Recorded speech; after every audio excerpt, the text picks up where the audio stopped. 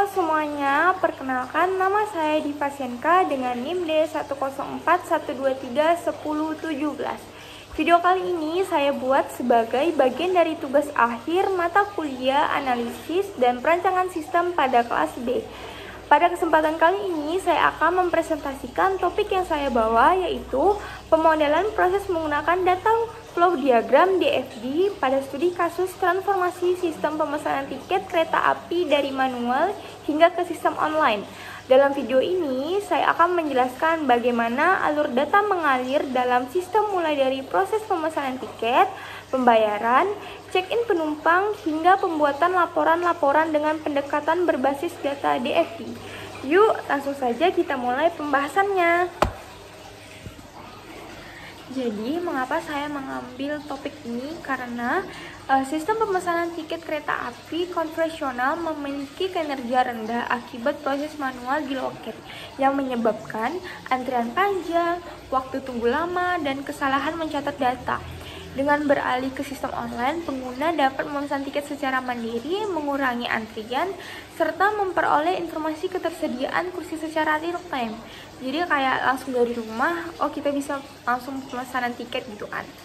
Terus secara formal untuk menggambarkan bagaimana sih bisnis beroperasi dengan mengilustrasikan aktivitas-aktivitas yang dilakukan secara aliran data di antara aktivitas tersebut.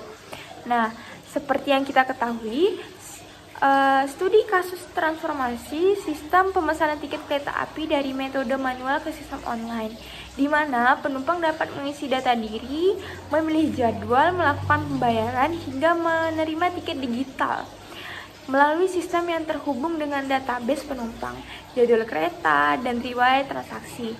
Jadi berikut ini data flow diagram untuk menggambarkan alur data pada pemesanan tiket kereta api transformasi ke sistem online. Jadi kita masuk ke tahap sesi utama, yaitu konteks diagram.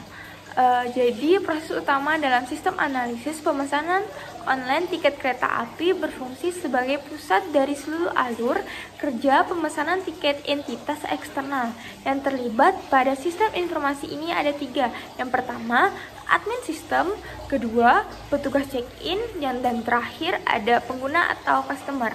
Sistem ini menerima dan memproses data melalui beberapa pihak, yaitu aku akan menjelaskan yang pertama ada pengguna atau customer yang melakukan pemesanan tiket secara online dengan menginput data perjalanan, data diri, dan melakukan pembayaran.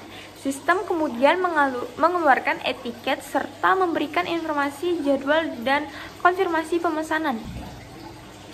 Selanjutnya yang kedua ada admin sistem. Jadi admin sistem yang bertugas untuk mengolah informasi penting seperti jadwal keberangkatan, rute perjalanan, dan harga tiket.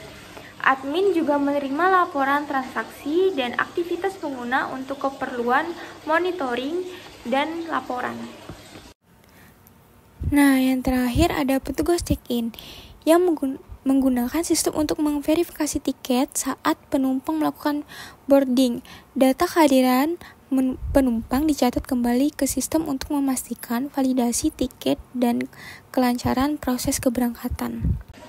Jadi dari konteks diagram kita akan lanjut ke diagram overview.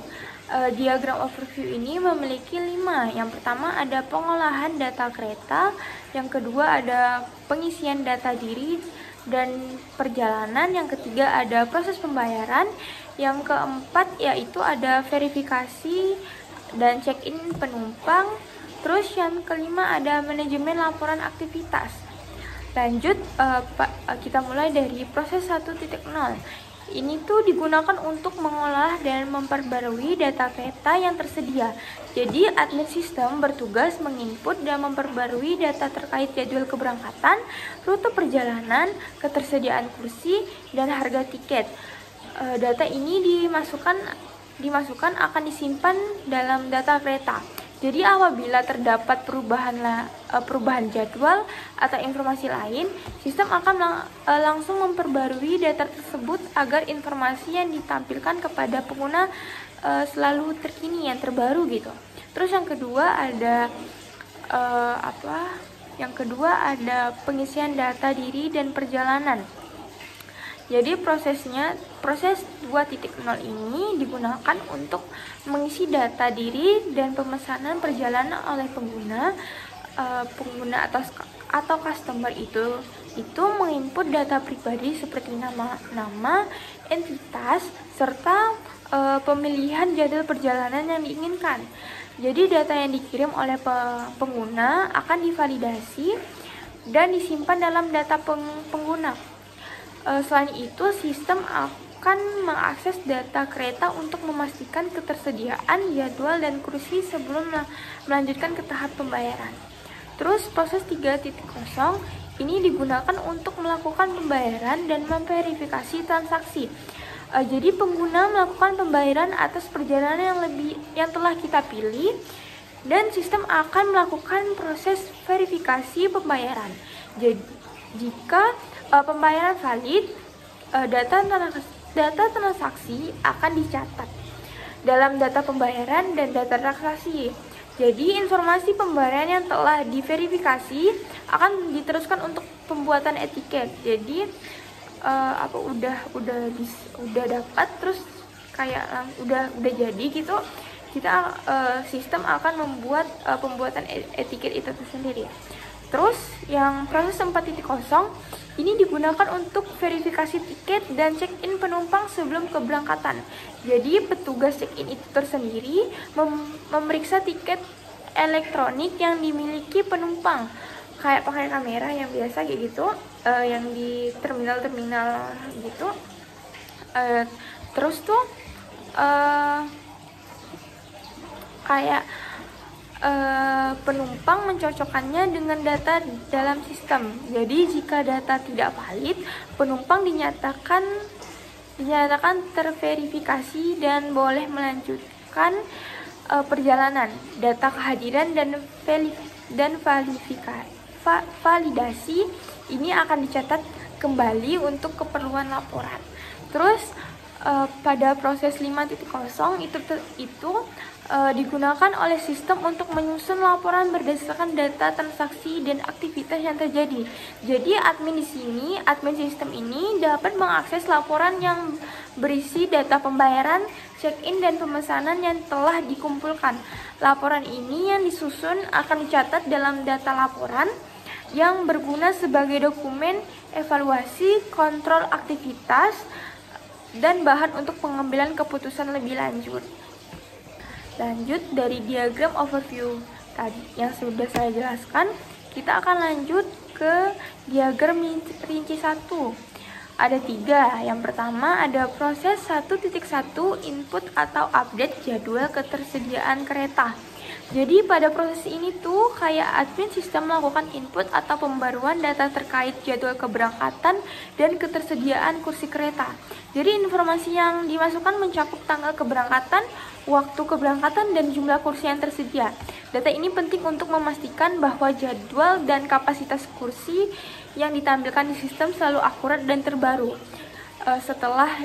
Setelahnya data dimasukkan, informasi ini akan diteruskan untuk disimpan ke database.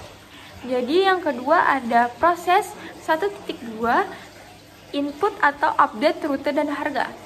Jadi pada proses ini tuh admin sistem juga dapat memperbarui atau menambahkan informasi tentang rute perjalanan, misalnya stasiun asal dan tujuan. Kayak kita mau pergi ke Semarang dan tujuannya kita ke Solo gitu. Serta harga tiket untuk setiap rute. Perubahan yang dilakukan akan memastikan bahwa pengguna aplikasi mendapatkan informasi tarif dan rute yang benar. Jadi selanjutnya data yang diinput pada proses ini akan dikirim untuk proses penyimpanan selanjutnya. Terus yang terakhir ada proses 1.3 simpan perubahan ke database. Jadi dalam proses ini kayak sistem petugas menyimpan sebuah data yang telah diinput atau diperbarui oleh admin sistem ke dalam database. Jadi proses ini memastikan bahwa perubahan tiket, ketersediaan kursi, rute, dan harga tiket tercatat secara permanen di sistem. Jadi kayak nggak ada kayak Misalnya kita baru buka jam segini, kok kayak gini gitu kan, itu tidak ada. Jadi sehingga data yang ditampilkan kepada pengguna itu selalu up to date, jadi selalu update gitu. Lanjut, tadi dari diagram rinci 1, sekarang masuk ke diagram rinci 2. Proses 2.0 adalah proses pemesanan tiket kereta. Proses ini menjadi 4, yaitu ada proses 2.1, input data diri dan data perjalanan. Jadi pada proses ini pengguna melakukan input terhadap data diri dan informasi perjalanan yang akan dimasukkan ke dalam sistem. Pengisian ini mencakup data seperti nama penumpang, nomor entitas, stasiun keberangkatan, stasiun tujuan, tanggal keberangkatan, dan jumlah penumpang. Setelah data diinput, informasi tersebut akan digunakan untuk mengambil jadwal dan memeriksa ketersediaan kursi yang sesuai. Selanjutnya ada proses 2.2, yaitu ambil data jadwal dan ketersediaan kursi. Pada proses ini, sistem mengambil data terkait jadwal perjalanan dan ketersediaan kursi dari database. Jadi informasi ini mencakup pilihan kereta, jam keberangkatan, serta jumlah kursi yang masih tersedia. Dan lalu data yang diambil akan ditampilkan kepada pengguna untuk dipilih. Selanjutnya ada proses 2.3, validasi kereta dan kursi dari sistem. Pada proses ini, sistem melakukan validasi terdapat pilihan kereta dan kursi yang telah dipilih oleh pengguna. Jadi validasi ini mencakup pengecekan apakah kursi yang dipilih masih tersedia dan apakah jadwal yang dipilih sesuai dengan data yang ada di sistem. Jika validasi berhasil, maka pemesanan dapat dilanjutkan. Jika gagal, pengguna diminta memilih ulang dari awal. Terus selanjutnya yang terakhir yaitu ada proses 2.4, simpan data pemesanan sementara. Jadi proses ini sistem akan menyimpan data pemesanan yang telah divalidasi secara sementara, kayak udah disimpan gitu kan. Lanjutnya, penyimpanan sementara ini berfungsi untuk mengamankan kursi yang sudah dipilih pengguna agar tidak dipesan oleh orang lain sebelum proses pembayaran selesai. Jadi data yang disimpan mencakup semua informasi perjalanan dan kursi terpilih. Selanjutnya di sini ada diagram rinci 3. Proses 3.0 ini ada proses pembayaran dan pengiriman tiket. Proses ini terbagi menjadi 3 subprosesor, yaitu yang pertama ada proses 3.1, ambil data pemesanan. Pada proses ini, sistem akan mengambil data pemesanan yang sebelumnya telah disimpan secara sementara. Data yang diambil mencakup informasi perjalanan, kursi yang dipilih, serta data diri pengguna. Proses ini bertujuan untuk memastikan bahwa data pemesanan yang akan dibayar adalah benar dan sesuai dengan yang diinput oleh pengguna. Selanjutnya ada proses 3.2, input pembayaran dan simpan. Pada proses ini, pengguna melakukan input informasi pembayaran serta metode pembayaran dan detail transaksi. Jadi misal nomor kartu, rekening, atau data pembayaran. Serta pembayaran berhasil dilakukan, sistem akan menyimpan dan transaksi ini ke dalam database sebagai bukti pembayaran resmi. Jadi data yang disimpan mencakup nomor transaksi, waktu pembayaran, dan jumlah yang dibayarkan. Terus proses 3.3, kirim etiket dan bukti transaksi. Pada proses ini, sistem akan mengirimkan etiket dan bukti transaksi pembayaran kepada pengguna. Pengiriman ini dilakukan melalui media yang telah dipilih, seperti email atau aplikasi. Etiket yang dikirim mencakup sebuah informasi perjalanan dan kode booking yang dapat digunakan saat boarding, sementara bukti transaksi berisi detail pembayaran yang sah. Lanjut sekarang dari diagram rinci 3 sekarang ke diagram rinci 4. Proses 4.0 adalah proses pencatatan kehadiran penumpang. Proses ini terbagi menjadi 3 subproses, yaitu ada proses 4.1, input atau scan tiket. Jadi proses ini petugas check-in melakukan input atau memindai tiket yang dibawa oleh penumpang menggunakan alat scan atau secara manual. Sistem akan menerima data tiket yang diinput yang kemudian menjadi dasar untuk proses verifikasi berikutnya. Proses ini bertujuan untuk memastikan tiket penumpang masuk dalam sistem sebelum dilakukan pencetakan lebih lanjut. Terus ada proses 4.2, verifikasi tiket dan status pembayaran. Setelah tiket diinput, sistem akan secara otomatis melakukan verifikasi validitas tiket dan memeriksa status pembayaran. Jadi tiket yang tidak valid atau dengan status pembayaran yang belum sah, belum tuntas akan ditandai dan tidak dapat diproses lebih lanjut. Proses ini penting untuk memastikan bahwa hanya penumpang yang sah, sudah valid, yang sudah melakukan pembayaran yang dapat melanjutkan proses check-in tersebut. Jadi kalau udah selesai dia bisa melakukan proses check-in tersebut. Terus yang terakhir ada proses 4.3, catatan tiket. Jadi catatan tiket kehadiran penumpang. Pada tahap ini, sistem akan mencatat tiket yang telah diverifikasi dan memadai bahwa penumpang tersebut telah hadir dan check-in. Data kehadiran ini akan disimpan sebagai arsip dan digunakan untuk monitoring jumlah penumpang yang naik. Proses ini juga menjadi referensi dalam pelaporan dan pengolahan manifest penumpang. Tiba di tahap terakhir ada diagram perinci 5. Jadi proses 5.0 adalah proses pembuatan dan pengiriman laporan sistem. Proses ini terbagi menjadi 3 subproses, yaitu yang pertama ada proses 5.1, ambil data transaksi dan kehadiran. Pada proses ini, admin sistem mengambil data transaksi penjualan dan data kehadiran penumpang yang telah dicatat dalam sistem. Data ini mencakup informasi harian yang akan dikelola lebih lanjut menjadi laporan. Proses ini bertujuan untuk memastikan bahwa seluruh data yang diperlukan sudah lengkap dan siap untuk diproses dalam tahap berikutnya. Terus ada proses 5.2, pembuatan laporan harian atau bulanan sistem. Setelah data diambil, sistem akan melakukan pengolahan untuk menghasilkan laporan dalam format harian maupun bulanan. Laporan ini mencakup ringkasan transaksi, kehadiran, serta statistik penting lainnya yang dibutuhkan untuk keperluan monitoring dan evaluasi kinerja layanan. Jadi proses ini memastikan laporan yang dihasilkan akurat dan sesuai dengan kebutuhan manajemen. Terus yang terakhir ada proses 5.3, kirim laporan. Pada tahap ini laporan yang telah dibuat akan dikirim oleh admin sistem kepada pihak-pihak yang terkait seperti manajemen atau instansi yang berwenang. Jadi pengiriman laporan dapat dilakukan melalui email, sistem internal atau media lain yang udah disepakati. Jadi proses ini memastikan bahwa laporan dapat digunakan sebagai dasar pengambilan keputusan dan laporan resmi.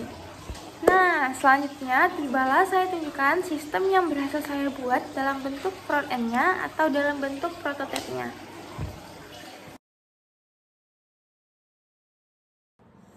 Nah, tibalah di saat dimana saya akan mendemokan final pemesanan tiket yang telah saya buat di Figma. Ini prototipe atau front-end-nya. Nah, yang sebelumnya sudah saya singgung, ini ada pengguna atau customer yang ini. Terus yang ini ada admin login. Dan ini ada petugas check-in. Nah, disclaimer dulu. Pemesanan tiket kereta api saya buat namanya adalah Vialux. Nah, jadi pasti nah langsung aja kita akan membahas pertama, yaitu pertama saya akan yang login admin terlebih dahulu.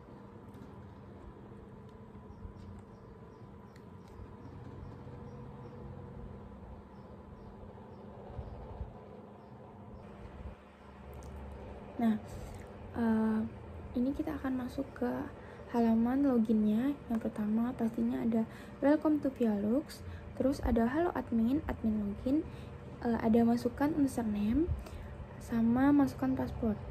Terus kita masukkan username terlebih dahulu, terus kita akan masukkan passwordnya. dan kita akan tekan login. Nah, di dashboardnya ada jumlah transaksi sama total pengguna, dan ini ada grafik per minggu, ada dari Senin, Selasa, Rabu, Kamis, Jumat, Sabtu, Minggu. Dan di dashboard ini terdapat ada laporan transaksi, aktivitas pengguna, sama data jadwal, rute, dan ketersediaan, dan terakhir ada harga. Terus kita akan sebelumnya jumlah transaksi ada 1.200 dan total pengguna ada 800. Kita akan ke laporan transaksi terlebih dahulu. Nah, di laporan transaksi terdapat jumlah customer per bulan. Ini ada Januari, Februari, Maret, April, Mei, Juni, Juli, Agustus. Nah, Januari ini kan, terus kita akan masuk ke aktivitas pengguna.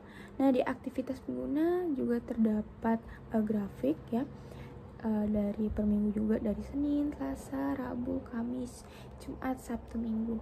Nah, yang warna merah ini sebagai login nih, yang warna biru ini sebagai transaksi. Terus kita akan masuk ke data jadwal. Nah, di data jadwal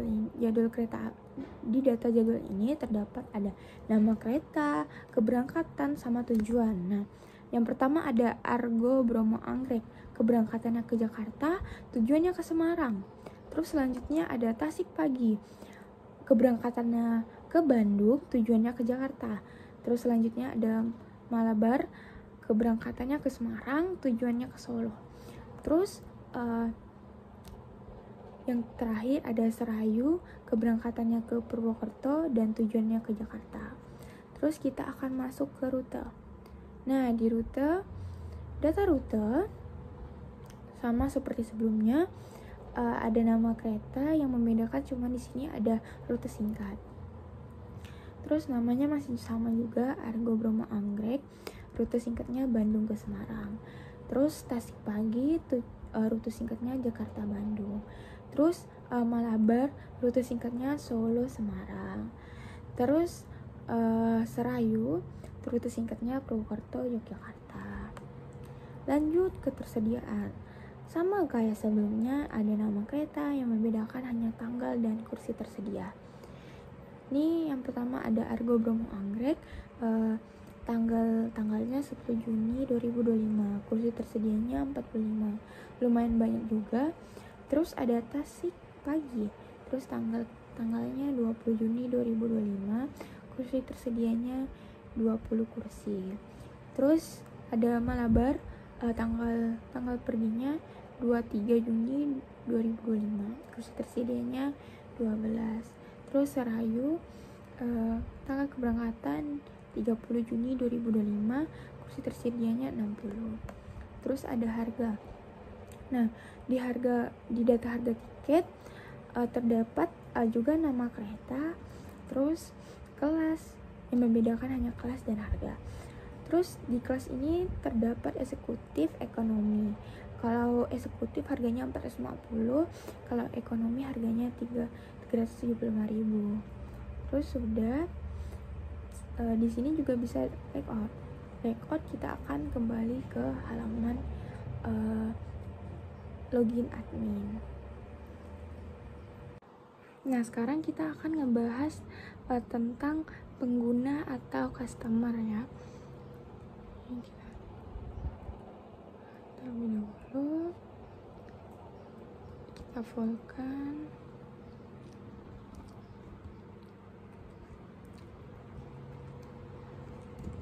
Nah, ini di layarnya ada welcome to Vialogs, ada login dan register. Karena karena kita nggak punya akun gitu kan, kita tekan dulu register, kita isi nama lengkap, nomor telepon, nick, email, dan password kita isi. Nah, di sini juga bisa pakai email dan Facebook, dan bisa juga daftar. Karena aku mau coba satu dulu, kita coba ke email terlebih dahulu. Kita tekan ini aplikasi, dan ini kita isi lagi nama lengkap, nomor telepon, nick, dan email. Kita daftar, Terus kita masuk lagi ke welcome to back, isi lagi email, passwordnya, terus login gitu kan. Terus nih, selamat datang, mau kemana hari ini? Ini ada destinasi kayak jadwal-jadwal gitu ya. Terus karena aku mau ke Semarang gitu, jadi aku cari gitu kan ke Semarang. Terus ada pesan tiket Anda pulang pergi sekalian jalan, was ekonomi. Terus ini ada hari Rabu juga, cuman beda di ekonomi dan eksekutif gitu kan. Terus aku mau pilih yang ini dan kita daftar tuh. Ini lanjutkan kan jadwalnya, total kursinya 1 aja, dari pembayarannya lanjutkan pembayaran. Nih, masukkan totalnya kan 375.000. Kita masukkan, kita isi 375. Kita bayar. Nih udah transaksi berhasil, tanggalnya, nama apa pemesannya, tipe transaksi, metode pembayaran. Kan selesai, bisa juga lihat di sini. Nih kode barcode-nya, kode pemesannya, data penumpang, nama penumpang, nomor tiket, kelas, dan tempat duduk. Nah, tadi kan kita udah pakai akun Google kan, sekarang kita mau masuk ke pakai Facebook gitu. Kita daftar, tekan webnya, kita isi email, password, dan login. Terus isi nama lengkap lagi, nomor telepon, nick, sama email. Terus kita tekan daftar. Terus kita masukkan lagi email, password, terus login. Nih, masih juga sama sebelumnya. Terus kita pilih lagi tujuannya mau ke Semarang. Nih, tekan lagi yang was ekonomi, terus daftar. Terus sama juga tampilannya, lanjutkan pembayaran. Terus kita tekan 375,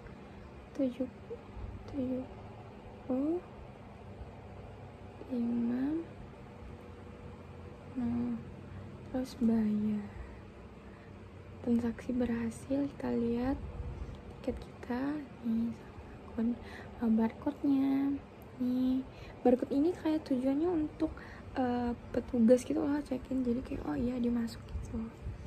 Nih. Nah, sekarang karena tadi udah di register, kita akan login. Login juga sama gitu deh.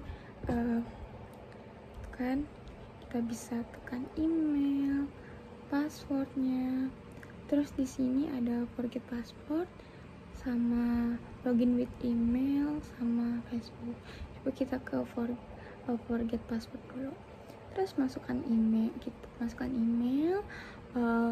wifi password minimal 8 karakter. Terus kita masukkan lagi, kita verifikasikan, kita kirim, terus kita kirim emailnya, terus verifikasi ini, dan terus kita masuk lagi gitu kan, karena udah password baru gitu. Kita login, terus tujuannya sama kayak ini, kayak sebelumnya, kita kirim yang Semarang gitu kan. Kita pilih yang ekonomi, kita tekan, terus kita daftar. Terus ini lanjut, terus lanjutkan pembayaran. Terus kita tekan 375.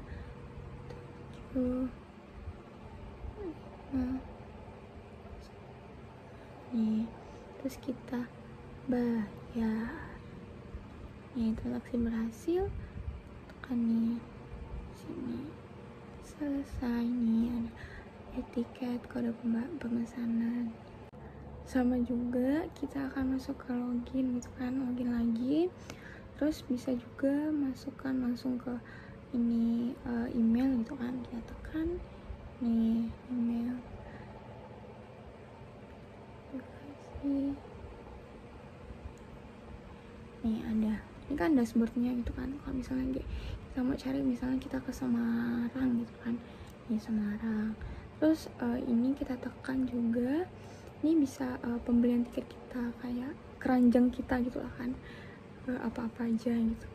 Ini terus tekan ini, isinya ada profil kita, ada nih foto profil, Dewi Savitri, email, terus jenis kelamin, nomor handphone, itu aja sih. Nah, sekarang kita akan membahas login petugas check-in. Ini ya. Nah, sama seperti sebelumnya, di sini juga ada welcome to Via Lux, ada halo petugas, ada petugas login, terus masukkan username, sama masukkan password. Yang pertama kita akan masuk ke username. Terus kita akan masuk ke password. Kita tekan login. Nah, di dashboard ini hanya dua. Yang pertama verifikasi tiket, terus data kehadiran. Terus kita akan tekan pertama verifikasi tiket dulu. Nah, verifikasi tiket ada nama penumpang, kode tiket, tanggal keberangkatan, asal tujuan, dan verifikasi. Nah, di sini ada Ahmad Setialawan, kode tiketnya KA23901, tanggal keberangkatan 10 bulan 6 2025, asal tujuan Bandung dan Semarang. Nah, verifikasi tiket ini saya buat sebenarnya itu tuh kayak ada kamera, ada alat gitu kan yang bisa menentukan tiketnya, terus kayak dicek gitu kan, terus baru masuk ke data saya. Terus ini ada Dina Mariana, terus kode tiketnya KA23902, tanggal keberangkatannya 20.06.2025, asal tujuannya sama Jakarta Bandung. Verifikasi tiketnya yang sudah saya jelaskan tadi. Terus kalau di logout, dia akan kembali ke petugas login. Terus kita akan masuk lagi, masukkan username, masukkan password, dan login kembali. Nah, login kembali, ini tadi kan kita sudah ke verifikasi tiket, sekarang kita ke data kehadiran. Nah, data kehadiran juga ada nama penumpang, kode tiket, gerbang atau kursi, check-in, dan jam masuk atau catatan. Nah, si Ahmad ini kode tiketnya G1 atau A3, terus gerbang kursinya G1 A3 juga. Terus ini check-innya hadir, terus jam masuknya jam 5, catatannya belum tiba atau kayak masuk ke tempat duduknya gitu. Terus selanjutnya ada Lina Mariana, kode tiketnya G2 B5, terus gerbang kursinya G2 B5, terus check-innya tidak hadir. Nah, catatan atau jam masuknya tiket tidak valid atau tiket tidak valid juga. Terus ini kayak dia tuh nggak datang gitu loh. Terus kalau kita tekan logout, dia akan kembali ke login awal.